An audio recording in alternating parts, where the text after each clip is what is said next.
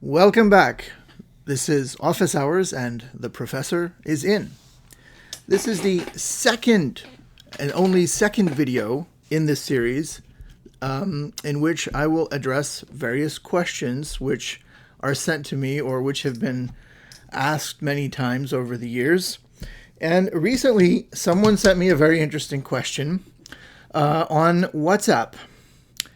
And they asked me, is it true that Muawiyah ibn Abi Sufyan cursed Imam Ali? Well, the short answer is yes, he did. And in fact, he instituted an entire policy of cursing Imam Ali alayhi salam. So, where is the evidence for this? Well, there's quite a bit of it. In the Arabic sources, they are in Sunni sources like the Tarikh of al-Tabari, or in its fuller form title, the Tarikh al-Rusul wal-Muluk, the History of Prophets and Kings, by Muhammad ibn Jarir al-Tabari, a very early authority. It's also in al-Baladhuri, who is another very early Islamic historian, Muslim historian who wrote in Arabic. And it's also in secondary sources that are based on these primary sources. And one of the most important books in relation to issues of this kind is this book called The Succession. Full form title, The Succession to Muhammad sallallahu alaihi wasallam, a study of the early caliphate. It might be instructive just to quote from page 334 of this book, which was published by Cambridge University Press in 1997. The author, Wilfred Madelung, on page 334 says, having acquired the sole rule over the world of Islam, Muawiyah carried on successfully bribing, cheating, extorting, intimidating, and murdering his way through his reign in order to consolidate his grip on money and power and to secure the succession of his unattractive son, by whom he means Yazid. Lacking Islamic legitimacy, his regime required the claim of revenge for the wronged caliph, namely Uthman ibn Affan, as its permanent legitimizing zeal. Madelung goes on to say, regular public cursing of Ali in the congregational prayers thus remained a vital institution, which was not abolished until 60 years later by the pious Umar II. Now, when he says Umar II, he means Umar ibn Abdul Aziz. He goes on, he says, during the pilgrimage, by which of course he means the pilgrimage to Mecca no less, it became sunnah for the caliphs to vilify Ali on the day of Arafat. So that's a very interesting quote from Madelung, The Succession. Well, where does all this come from? If you go to the original sources, you will find that in the Tarikh of al-Tabari, this is volume 5. By the way, Tabari died in the year 310 of the Hijrah. This is the Cairo edition, published by Darul Ma'arif, critically edited by Muhammad Abul Fadl Ibrahim, and it's stated here in volume 5, page 253, that Muawiyah instituted a policy of the cursing of Imam Ali alayhi salam when he appointed someone named Al-Mughira ibn Shu'bah to be the governor of the Muslim garrison city of Kufa. And this report is corroborated in the Ansab al-Ashraf, which is also a very important book by al-Baladhuri, Ansab al-Ashraf. And this is the edition published by it's actually the German Institute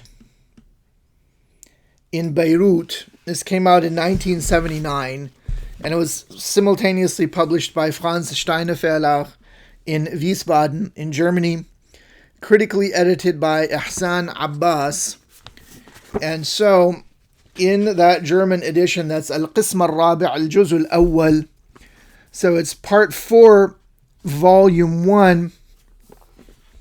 On page 243, we have the same report, or we have a corroboration of the report, or actually, they mutually corroborate one another, that when Muawiyah appointed Al-Mughira ibn Shu'bah, he instituted this policy of cursing Ali.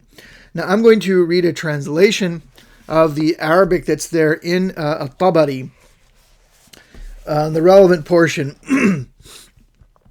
So when Muawiyah appointed Al-Mughira ibn Shu'bah, he gave him very specific instructions. And this is my translation of pages 253 to 254, or the extract that appears on those 2 pages in volume 5 of the Tarikh of At-Tabari. I quote from my translation: "Never desist." This is Muawiyah instructing Al-Mughira ibn Shu'bah. Never desist from abusing and censuring Ali, from praying for God's mercy and forgiveness for Uthman, from disgracing the followers of Ali, and from removing them and refusing to listen to them, and never cease praising the partisans of Uthman. May God be pleased with him, bringing them close to you and listening to them. So there's no doubt about the Arabic. In At-Tabari it says, "La tatahamma an shatmi aliyin wa dhammihi." So the word shatm is very clear in Arabic. It means to, curse, insult. And la tatahamma means la tatawarra. Again, it means, never desist. In the version which is in the Ansab al-Ashraf, he says, it's a funny way of saying it, but he says, La takafkafanna. La takafkafanna.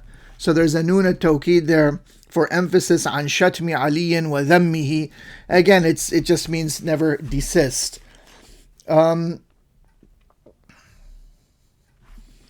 So you might say, well, if you know a little bit about Islamic history, you'll say, well, we can't really rely on a Tabari. It's not just Tabari. Tabari has his informants and he quotes people and so on and so forth. So you may be asking yourself, who is Tabari himself relying upon? Who is Al-Baladri relying upon? Well, in the case of Al-Tabari, he's relying on Abu Mikhnaf, and then you might say, aha, Abu Mikhnaf, he's a Shia historian, and so he's going to be biased and so on and so forth, and so we'll just throw out this. Well, all right, you can throw that out, but the fact remains that the Islamic historical tradition in the Arabic language for the period is unanimous on the fact that there was a policy in the Umayyad period for the cursing of Imam Ali alayhi salam, and that it was discontinued by Umar II, or Umar ibn Abdul Aziz as he's referred to in Arabic sources. So how did it start? Where did it begin? So if you don't like Tabari, I'll just refer you to another book, and that is Al-Jami' al-Sahih by Al-Imam Abu al-Husayn Muslim ibn al-Hajjaj. In other words, the book that's known as Sahih Muslim.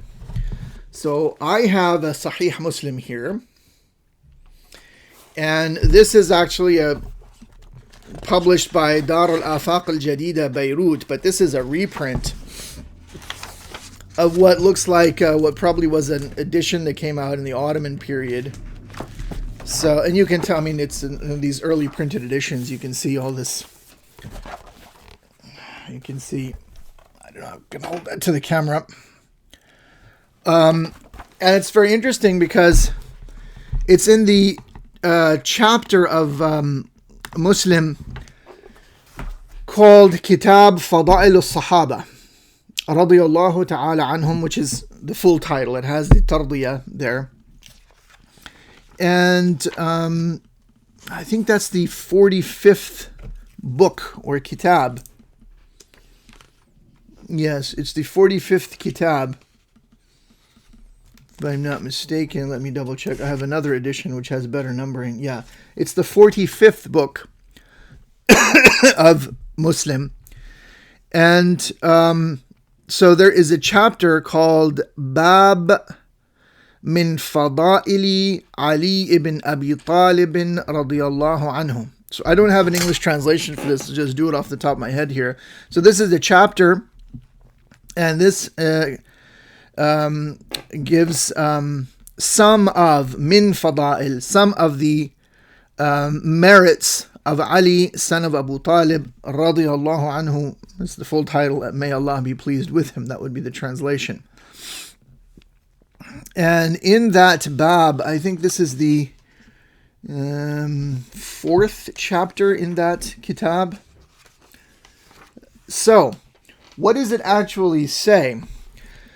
Well, so I've already shown you this Ottoman edition, and they match. So it says here that Muawiyah, I'll just put it in my own words and I'll read it for you, that Muawiyah, he ends up going to Medina for some reason. It's obviously during his reign. And then he goes to a companion named Sa'ad ibn Abi Waqqas, and he says, why didn't you curse Ali? So it's very interesting. And so there's a much better edition. I think these are the best editions of the Civilisation Sitta, of the 6 famous Sunni books. This is the Sahih Muslim, published by the Thesaurus Islamicus Foundation in the year 2000, which is based in Liechtenstein. And this is the Sahih Muslim. And they put the whole Sahih Muslim in 2 volumes. So this would be in the 2nd volume. But again, it doesn't matter what edition you use, as long as you refer to the 45th kitab and the chapter on the Fada'il of Ali ibn Abi Talib. So if you read in there, it says, حدثنا قتيبة بن سعيد ومحمد بن عباد وتقاربا في اللفظ قالا حدثنا حاتم وهو ابن إسماعيل عن بكير بن مسمار عن عامر ibn Sa'ad ibn Abi Waqqas عن أبيه. So you've got this whole chain of narrators. Those are just names which I read.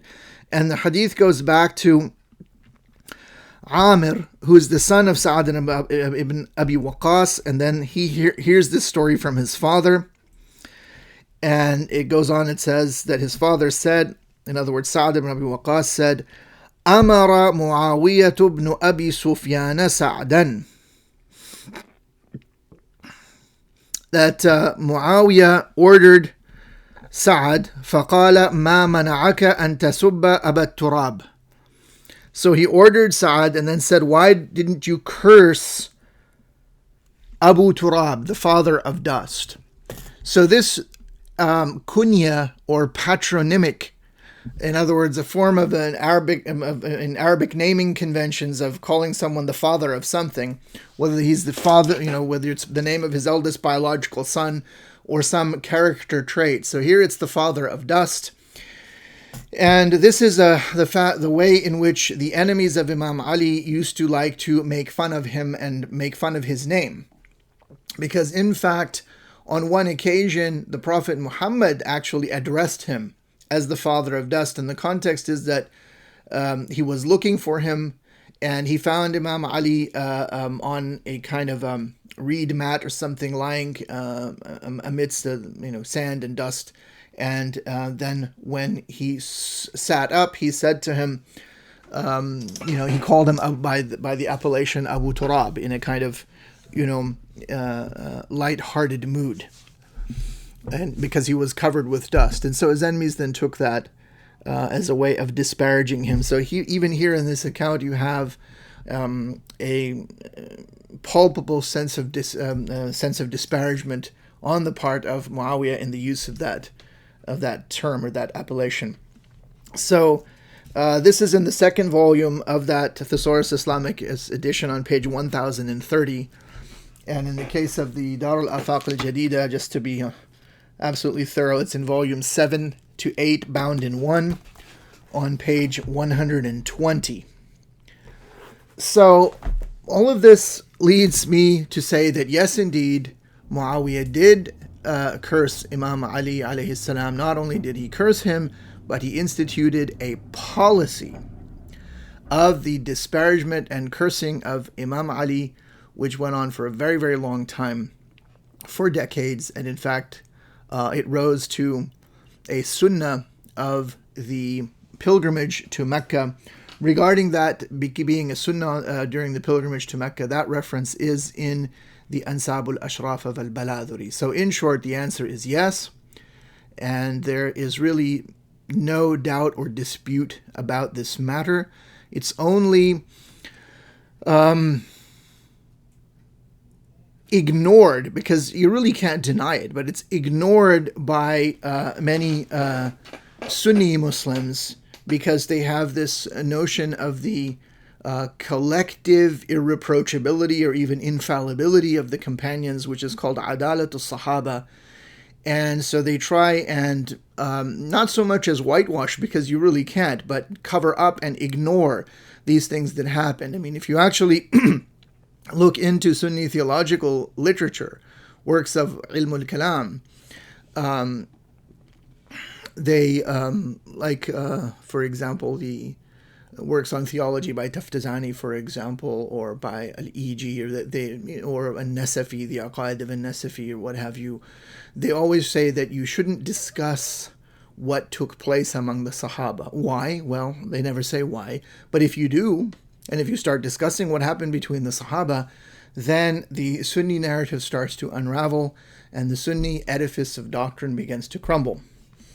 And there's really no way to avoid it. It's even there in various biographical sources which are accepted by Sunnis. You know, if you start actually reading the biographical literature of, let's say, Al-Isti'ab, for example, fi Ma'rifat al-Ashab by Ibn Abd al-Barr, you will find things like this. It's not just in the so-called historical literature, it's in the biographical literature. So not to make this video too long, these are supposed to be short. The answer is that yes, Muawiyah did curse Ali and instituted a policy of cursing him, which continued long after him. If you have any further questions on this, do post them, put them in the comments, or contact me. I have a special email for this, which is the inquiries for Dr. Ahmad at gmail.com. Thanks.